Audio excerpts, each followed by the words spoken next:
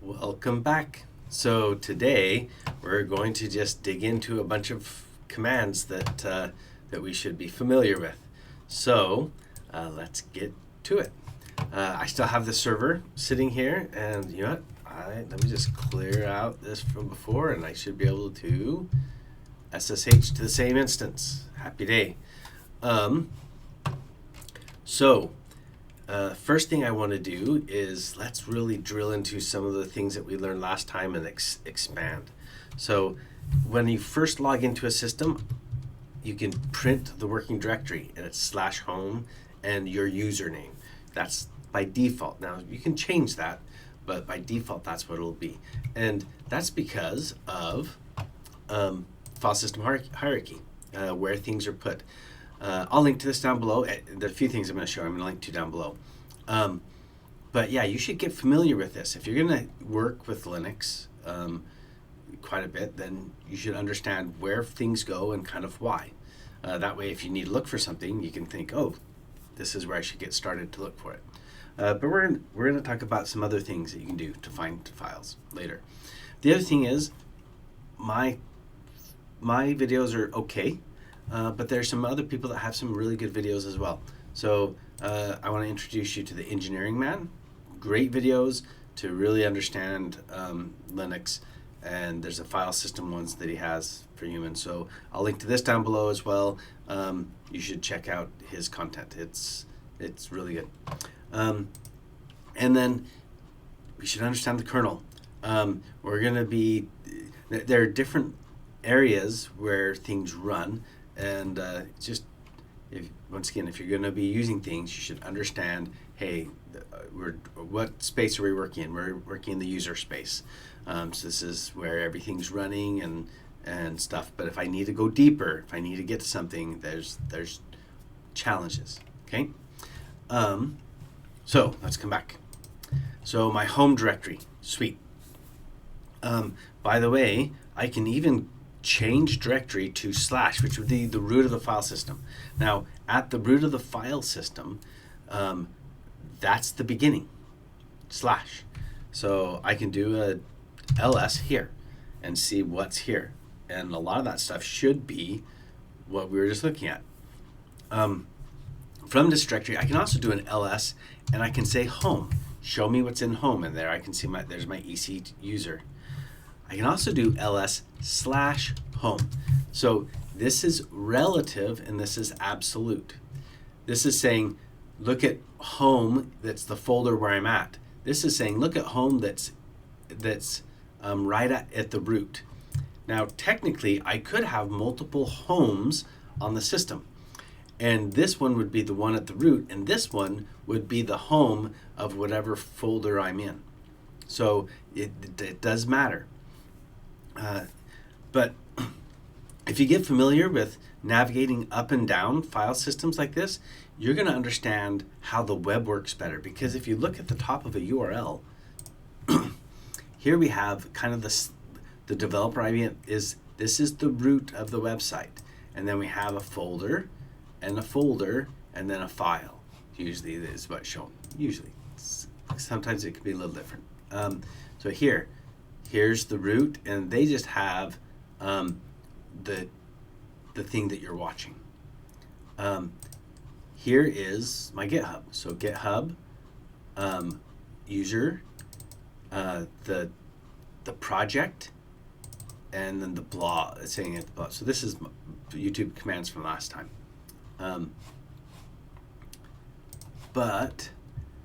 So yeah, these are also basically the whole internet is basically a big file system, just distributed. So understanding how to navigate up and down. You're doing it with links when you're clicking on things. You can actually just type it, and you can just add and delete things. Same thing with here in the directory. Okay. By the way, if I want to change directory, I can change directory into home. And now if I print the working directory, I'm at home. I could also change directory to /home, and I'm going to be in home. Now if I try to cd into home from here, it's not going to work because there's no home. Okay?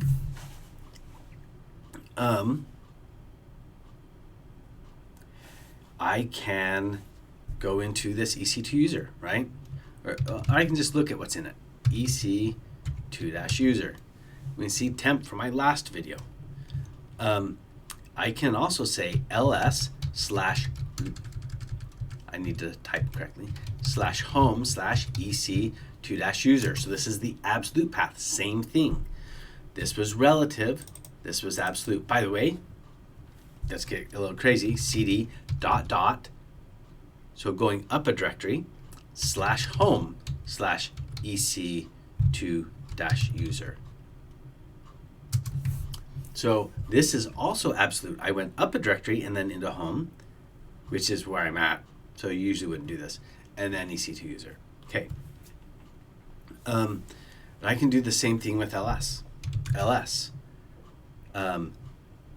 slash home slash EC2 EC2-user. I guess it doesn't like, oh, because I used the ... I didn't want to do that. EC. Okay, so you can see that I couldn't do the relative because this didn't work. I'm already in EC2-user. If I wanted to use this, I have to go up 2 directories where this worked. So I'll just show you. I still can't do that. Doesn't work. But if I come up, by the way, I'm just using the up arrow when I do that, and do slash .up. So I just do up 2 directories and into home. It works. Okay, so this is relative to where I'm at. This is absolute. Okay. Also, I mean, another one that's relative is ls temp, right? Okay. Lots of cool stuff. But let's talk about ls again. So ls lists the files. If I do L, it shows the long version. Let's go into temp so we have more stuff. ls-l, cool. ls-lt, we'll do it in order of time. So right now the last one, it's alphabetical is what it looks like, right? T, now it's saying and, but I might want to do this reverse. And since we created these all at basically the same time, yeah, it's microseconds that's different, but they were created at different times. See the reverse, I did have some that I created outside of that order, so we can see it's now in reverse. So this one, the newest ones are down at the bottom because I did it in time reverse. But see these numbers, they don't mean much to me. So I'm going to change it to H to be human readable. Sweet. Now I know this is 1.5K. And the others are just still too small. But I'm also missing the hidden files. So A adds the hidden files, the dot and dot dot. But you can have other hidden files. So I could touch dot 1. Okay. Now if I do ls, I don't see dot 1 here. But if I do ls-a, there's the dot 1. Okay. So dot makes it hidden, and -a makes it visible. Okay. So, by the way, what do those all mean? I mean, I talked kind of what they mean, but we can see what they mean by typing in man, ls. Looking at the manual for ls. -a is all. Do not ignore entries starting with dot. Cool. What's the other one we used? L, T, R, and H, right? Here's H, human readable. It prints sizes like 1K, so 2 gig, 234 meg. Okay. Let's see. I use inode on occasion. We'll talk about that in another one.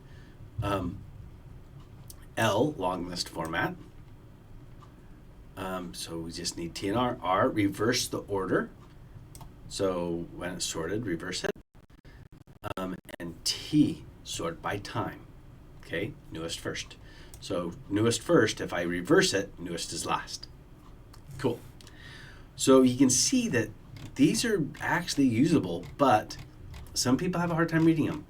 So maybe you're someone who can read the man pages, and maybe you're someone that would rather read a blog or watch a video. Either works.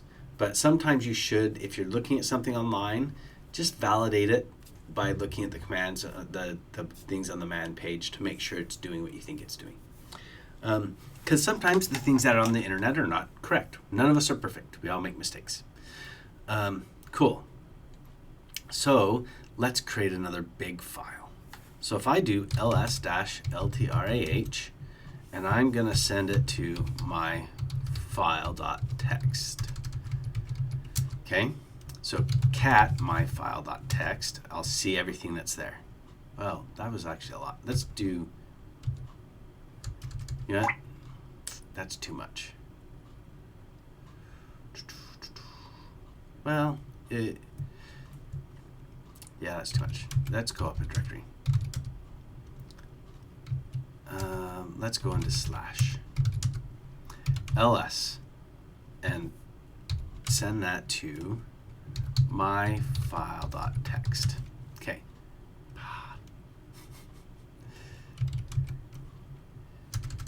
We're going to send it into /home ec2-user my file.txt. Okay, cool. So what it won't let me create files at the root of the file system because I don't have permission. Now I can change that by running it as elevated privileges, but don't want to do that right now.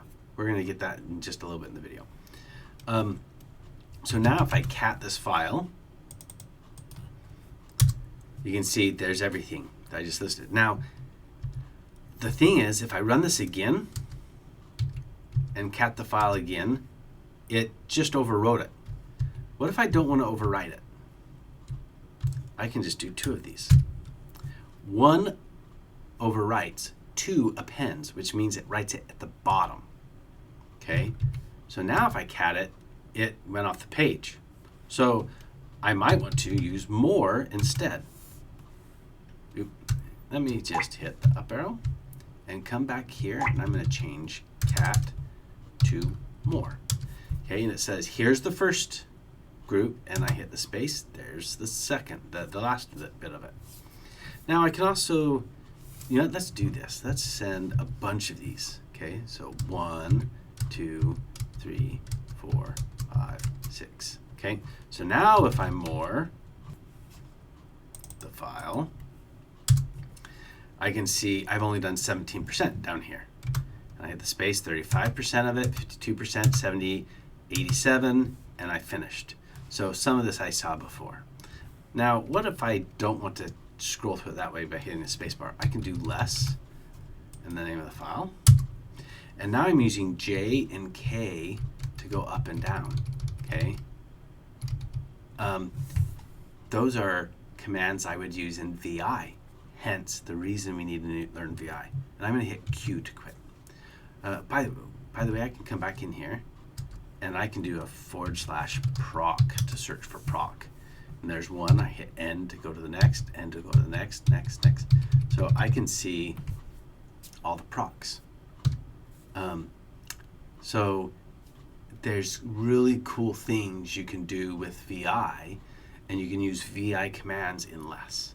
Okay.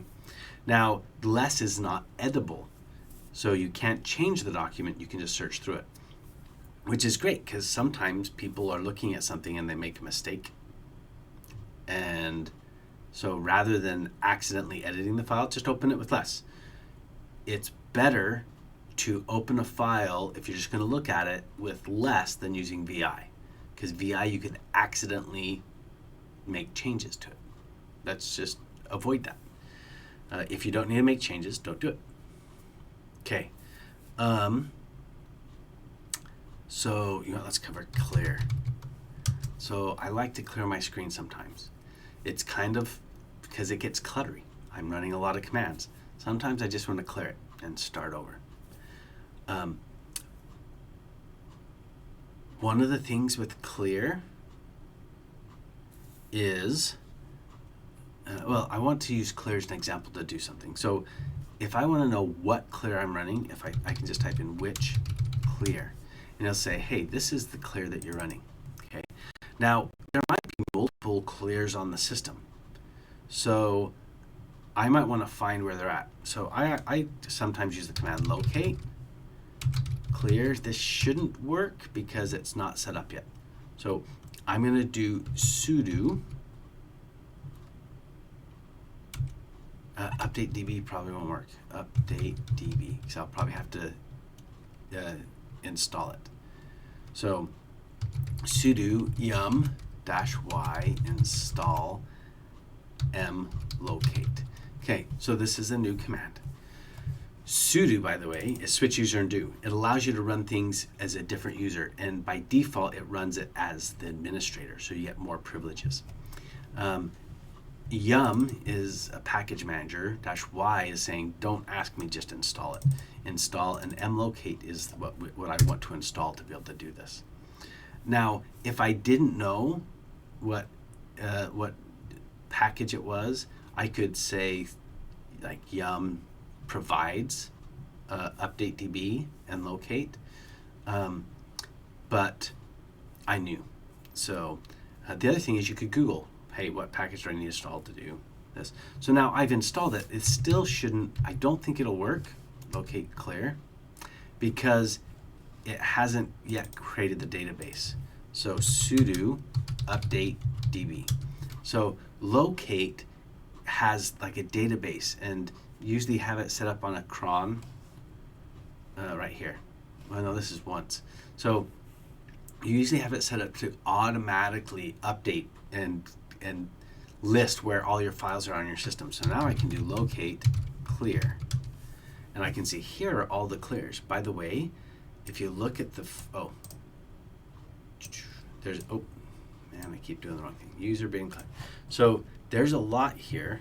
Yeah, I just want to switch. Okay, so this one right here is the command we ran. This right here, that's just something else. So I'd have to look at what this is. It's an Amazon Web Services command line example of an IoT clear to file authorization. So I don't know what that is. This is a Python thing. But right here, these are user share man. What's man? These are the manual pages. These are the help pages for clear, clear NV, clear error unlocked. So these are error pages, manual pages. These are how to learn about multiple commands, actually, okay? Because they all had clear in the name. We're just looking for clear in the name. So we've used which to find it. We use locate to find it. Let's do another one. So I can do find dot. This is not going to work either. Pipe grep clear. Oh, it does. What directory am I at? I'm at slash, so it worked. If I was in my home, cd, I'm going to do tilde. So pdwd, and I ran that same command. It's not going to find anything because find starts from the directory you're in unless you change it. Well, with dot says start here. So I can come back up here and I can change it to slash, and it would do the same thing as it did earlier because I was at the root. But you can see I have a lot of these permission denied. That's because I don't have the opportunity to go here. Sometimes they're not quite, yeah. Anyway, but I did find the same stuff too. Find looks real time. UpdateDB checks every so often, depending on what you schedule it for. So, and then which is just looking at what's in your environment. It might not be mapped properly, so you might not be able to do it. So these are all great commands, and they're used for different things. But they're similar. They're similar. So one more thing I want to do. Let's see. Let's go into temp. So we have a lot of things. So once again, I'm going to do a loop for a in ls.